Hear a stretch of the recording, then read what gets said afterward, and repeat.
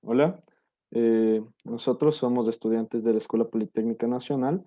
Esta es una exposición acerca del control de temperatura de un tanque calentador continuamente agitado para el proceso de fermentación alcohólica en la empresa Soderal.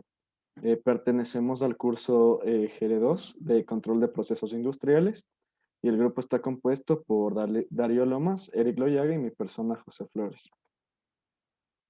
Pues les vamos a presentar un poco sobre qué hace la empresa Soderal, el modelo no lineal del proceso, tanto el diagrama de bloques completo como reducido, los parámetros de de las funciones de transferencia, la curva de reacción mediante el método de Smith, la validación del modelo, nuestros controladores de tipo PID, tanto de Daly como de Goodgame, los cambios de referencia y perturbaciones con estos controladores para ver su comportamiento, los índices de desempeño ISE e ISU de ambos controladores, nuestro diagrama de instrumentación y tuberías y finalmente unas conclusiones. Entonces, primero, pues bueno, la empresa Soderal está ubicada en Guayaquil, es una empresa ecuatoriana que básicamente trata sobre la destilación de alcoholes. Entonces aquí podemos encontrar una gran cantidad y variedad de tanques en donde se realiza la fermentación.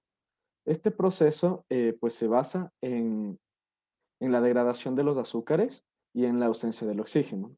Con esto se produce alcohol, en donde se desprende CO2. Entonces, básicamente lo que se debe hacer es la proliferación de la levadura madre y llenar los tanques fermentadores. Para esto es muy importante el control de temperatura, como se darán cuenta más después. Básicamente la levadura es la catalizadora de la reacción y también facilita que se rompan las moléculas de la glucosa. A continuación, mi compañero. En esta parte vamos a desarrollar el modelo que va a ser el de estudio, el cual es el tanque calentador continuamente agitado para la fermentación. En esta parte de aquí podemos apreciar el modelo no lineal prácticamente y un esquema de nuestro proceso. Posterior a esto se realizó el balance de energía en el líquido del tanque, obteniendo la ecuación que pueden observarla. Y después se realizó el balance de energía en el intercambiador, que igualmente se presenta la ecuación en este caso.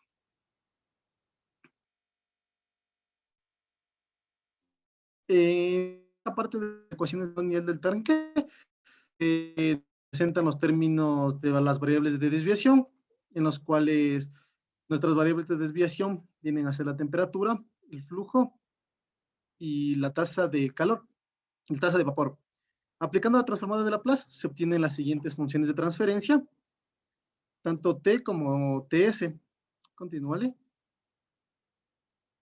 El diagrama de bloques completo del proceso se presenta aquí, al igual que las funciones de transferencia, en las cuales se considera las funciones de transferencia de la válvula y de cada uno de los elementos que constituyen, al igualmente que en la parte de la realimentación, donde se tiene un sensor y su respectivo transductor. En esta parte de aquí se presenta un diagrama de bloque reducido, en el cual se procede a realizar las leyes de reducción de bloques, con lo cual se obtienen nuestras funciones de transferencia GF y GS, para posterior a esto obtener nuestras funciones en lazo cerrado, las cuales serán para el desarrollo del proyecto. En esta parte de aquí se puede observar los parámetros que vamos a ocupar en las funciones de transferencias que fueron indicadas en la parte anterior, en las cuales se obtiene cada uno de los parámetros, se aprecia cada uno de los parámetros y estos parámetros nos van a ser muy útiles para poder determinar el estado inicial tanto del flujo del vapor como de la temperatura de vapor.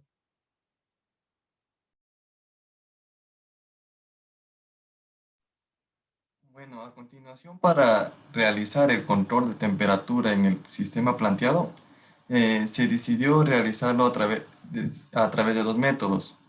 El primero sería el método de Dagny, que es enlazo abierto, y el segundo sería el método de Goodgame. Para realizar el método de Dagny es necesario es necesario aproximar nuestra planta a una de primer orden a través del método de Smith. Para implementar el método de Smith es necesario tomar valores en 2 puntos de la curva de reacción, esto es al 28,3% de su alcance máximo y del 63,2%. Teniendo estos dos valores, se puede calcular el valor del tau, del tiempo muerto y de la constante Kp, las cuales sirven para después poder determinar la función de transferencia en primer orden de la planta. Ya. Como podemos ver, aquí están las ecuaciones. Ya. Una vez realizado este proceso, se lo implementa en Simulink MATLAB y podemos ver como su respuesta es muy buena, ya que se aproxima demasiado a la respuesta que tiene la planta, a la real. Aquí podemos ver también la función de transferencia obtenida. Una vez obtenidos estos valores, se realizó el PID de Darnley a través de las ecuaciones para calcular las ecuaciones que sirven para calcular el Kc, el Ti y el Td, tal y como se ve aquí. A continuación, en las cuales tuvo un valor de 1.4, 5.1075 y un Td de 0.42975, lo cual nos dio una respuesta muy buena, ya que se tiene un sobrepico no muy alto y un tiempo de establecimiento que está entre el 3 y 8 veces el tiempo de la constante tau. También se implementó un PID en lazo cerrado, el cual se utilizó fue el método de Good-Gay, el cual consiste en multiplicar nuestro sistema por una constante hasta obtener una oscilación arriba y una oscilación abajo. Una vez obtenida esta constante, se obtiene el valor tau, el cual representa el tiempo que existe entre la oscilación arriba y la oscilación abajo. Con estos dos datos se puede ya obtener el Kp, el Ti y el Td para, eh, para calcular, para diseñar el PID Good-Gay. Como podemos ver, la respuesta fue muy buena. Aquí tenemos ante cambios de referencia y ante perturbaciones del PID Darnley.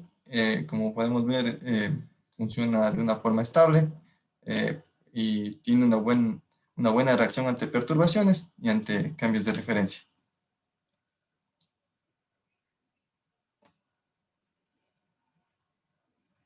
Igualmente, el PID de Good-Gay, como podemos ver, a diferencia del otro, presenta menos pico, ¿no? Pero tenemos un tiempo de fase no mínima, podríamos decirle, el cual no es mucho, por lo que la respuesta es muy buena.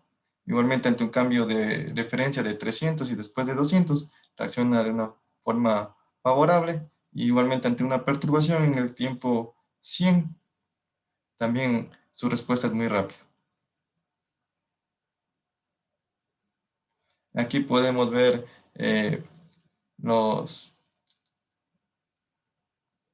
valores del ICE y del ISO obtenidos del PI de Darnley y del Good-Gay. Como podemos ver, aquí lo que recalca es que el ICE del Good-Gay es menor al del Darnley, pero por otro lado, el PI de Darnley y es más favorable para el actuador, en este caso, que el de Good-Gay.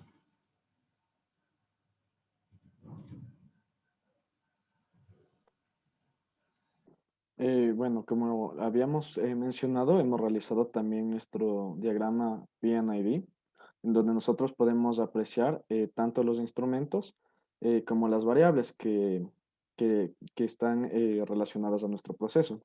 Como podemos ver, aquí está pues el tanque agitado, continuamente agitado, es decir, sus agitadores, en donde hay un intercambiador de calor. Nuestro actuador, que es esta válvula, en donde nosotros controlamos la entrada de vapor.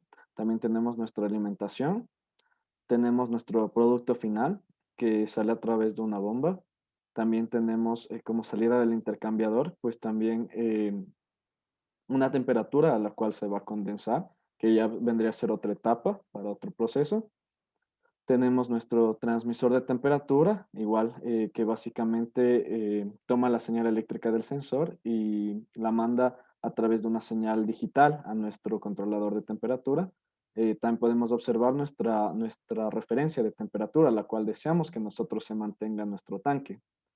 También podemos apreciar en este diagrama las unidades con las cuales se maneja el problema. Y finalmente, unas conclusiones del proceso. La primera es que al momento de diseñar controladores de temperatura, pues hay que tomar en cuenta que esta es una variable lenta, cambia muy despacio. Entonces, aquí lo más importante es nosotros alcanzar la referencia deseada y que no varíe mucho de ese valor. El tiempo no es tan crítico. Es por eso que en este tipo de controladores de temperatura lo que se suele hacer es controladores de tipo on-off, con o sin histéresis, ya que aquí lo único que se necesita es que se mantenga la temperatura en un valor deseado. Pero estos controladores tienen el problema de, a pesar de que tenga histéresis, están switchando mucho el actuador y esto a la final le hace daño.